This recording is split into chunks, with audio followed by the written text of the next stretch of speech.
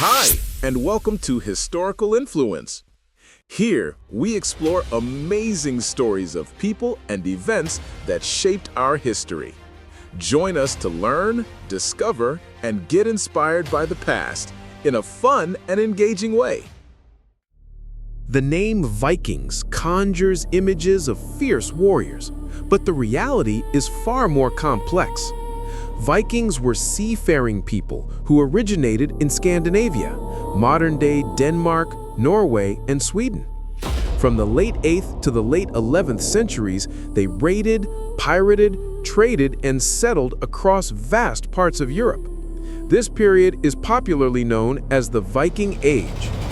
They reached destinations as far afield as North Africa, the Middle East, Greenland, and even Vinland in North America.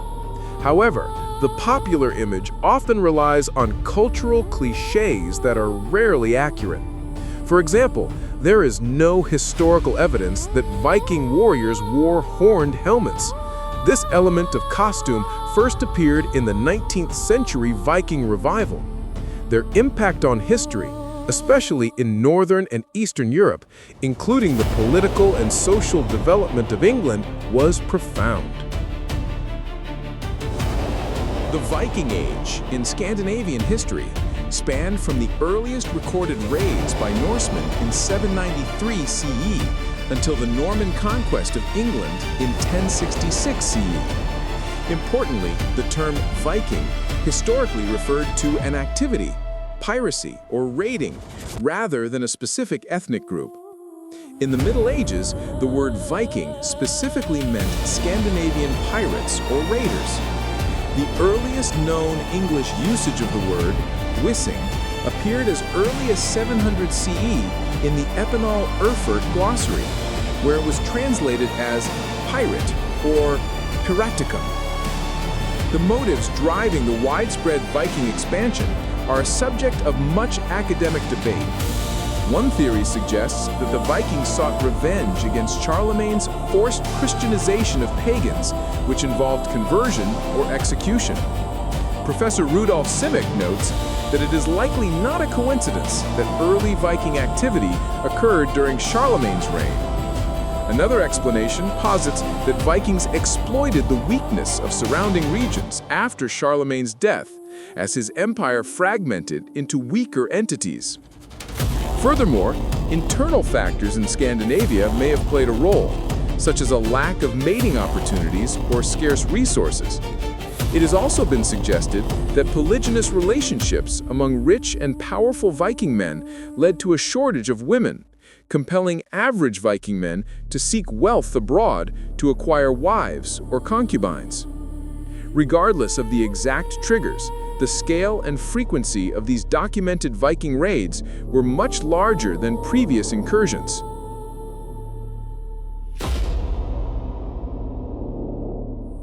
Ships were fundamental to Viking culture, facilitating everything from trade and everyday transportation to exploration and raids.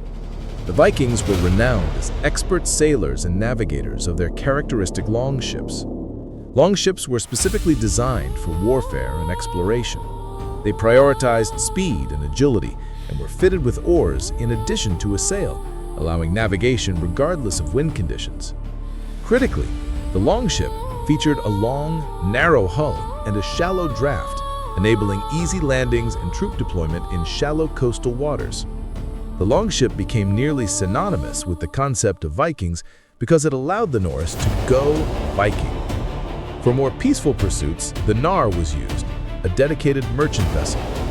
The Nar featured a broader hull, a deeper draft, and was designed primarily to carry bulk cargo. An ingenious innovation that contributed to their success was the Beitas, a spar mounted to the sail that allowed their ships to sail effectively against the wind. The cultural importance of ships is also reflected in the practice of ship burials for high-status individuals, accompanied by sacrifices and goods, as seen at sites like Gokstad and Oseberg in Norway. Viking activity began dramatically in England on June 8, 793 CE, with the attack and destruction of the monastery on Lindisfarne. This event shocked the Christian royal courts of Europe. Early raids often targeted undefended coastal sites, particularly monasteries, because they were vulnerable and wealthy. For several decades, Vikings focused on hit-and-run tactics against coastal areas in Britain and Ireland. They then began exploiting internal European conflicts to extend their influence inland. By the mid-9th century, Ireland, Scotland, and England became major targets for both raiding and settlement. Vikings gained control of the Northern Isles and the Hebrides in Scotland. They also established Ireland's first trading towns, including Dublin, Waterford, and Limerick. In England, Viking armies, predominantly Danish, conquered East Anglia and Northumberland and dismantled Mercia. The area of Scandinavian settlement in northern England became known as the Danelaw. In 871 CE, King Alfred the Great of Wessex achieved a decisive victory against a Danish army, but the Danes still settled permanently in the north. On the continent, Vikings brutally sacked Nantes in 842 CE and attacked towns as far inland as Paris and Seville. A crucial settlement was secured in 911 CE when the West Frankish king granted Rouen and the surrounding territory by treaty to the Viking chief Rollo, a region which became known as Normandy, the land of the Northmen.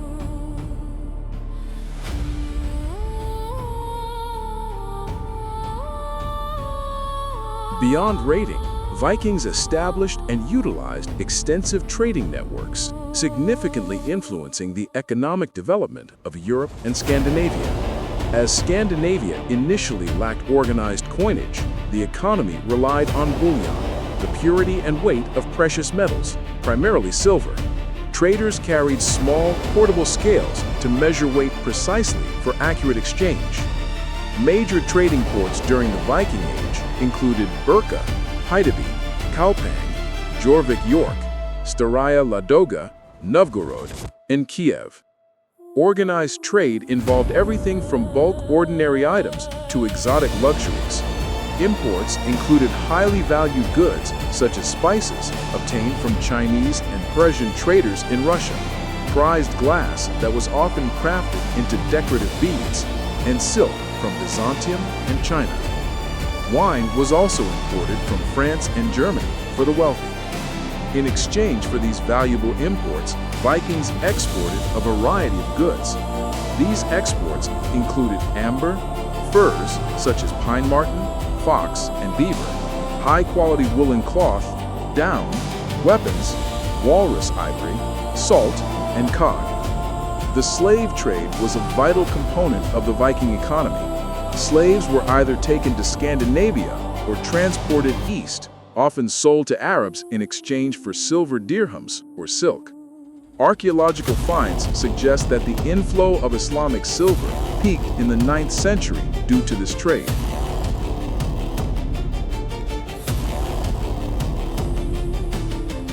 The Viking voyages demonstrated an immense geographical reach. Utilizing their superior ships, Scandinavian Northmen explored Europe via seas and rivers for trade, colonization, and conquest.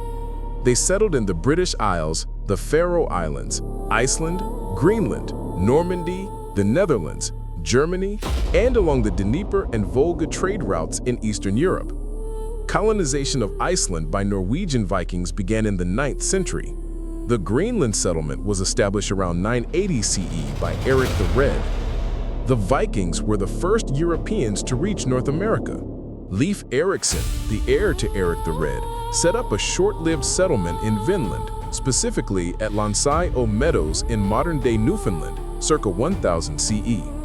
Their eastern and southern expansion was significant. Vikings traveled along Russian rivers, establishing the embryo of Russia in Kievan Rus. The semi-legendary Rurik took control of Novgorod in 862 CE, and his kinsman Oleg captured Kiev in 882 CE, founding the Rurik dynasty. In Eastern Europe, they were also known as Varangians.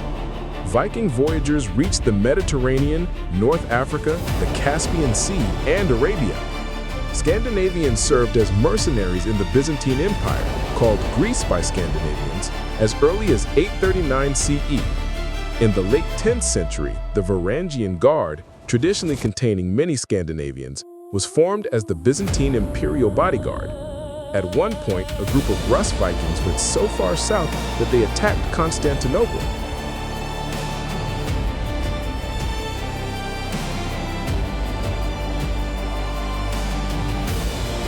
For most of the Viking Age, the Norse followed the Old Norse religion. Their warfare was often motivated and fueled by beliefs focused on Odin and Thor, the gods of war and death.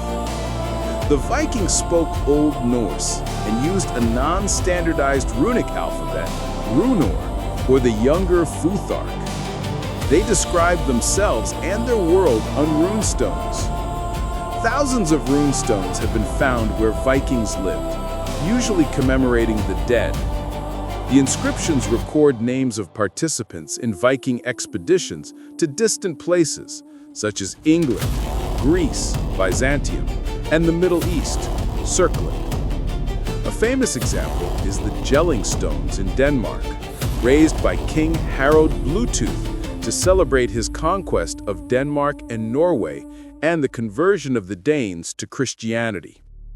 Although Vikings were largely a non-literate culture that did not produce a literary legacy during the age itself, crucial sources exist. Contemporary literary sources came mostly from Christian and Islamic communities outside Scandinavia, often written by authors negatively affected by Viking activity.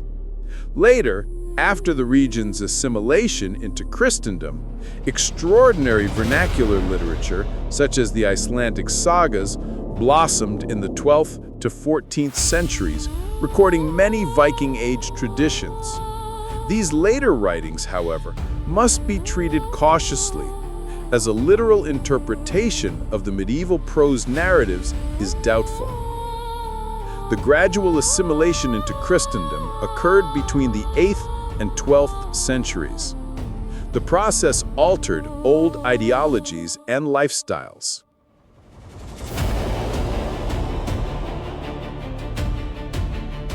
The end of the Viking Age is commonly marked by the Norman conquest of England in 1066 CE. By this time, the Scandinavian homelands were consolidating from smaller kingdoms into three larger ones: Denmark, Norway, and Sweden. Christianity played a major role in the transition. By the late 11th century, royal dynasties were legitimized by the Catholic Church. As Christianity took root in Denmark and Norway and began to assert itself in Sweden, old lifestyles transformed.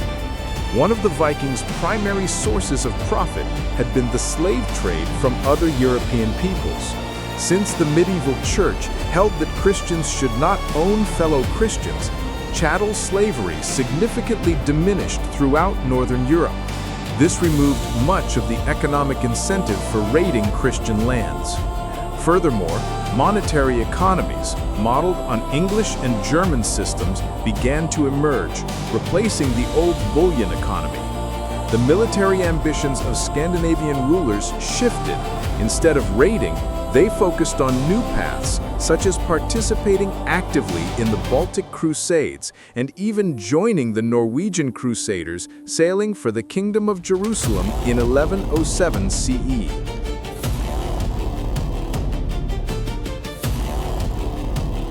The Vikings left a lasting legacy that continues to influence modern culture. Their expansion profoundly affected the political map of Northern Europe and was instrumental in establishing Kievan Rus. Linguistically, Vikings heavily influenced Old English, contributing to modern English.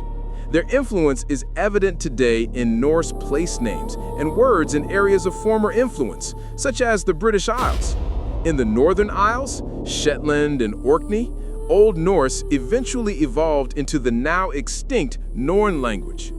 Genetic studies confirm Norse heritage in regions like Ireland, Iceland, and Greenland, with high percentages of Norse inheritance found among males in parts of northwest England, like Liverpool and Wirral. In modern popular culture, The romanticized image of the Vikings, popularized during the 18th and 19th century Viking revival, is highly visible. They inspire various media, including novels, films like The 13th Warrior, and TV series like Vikings.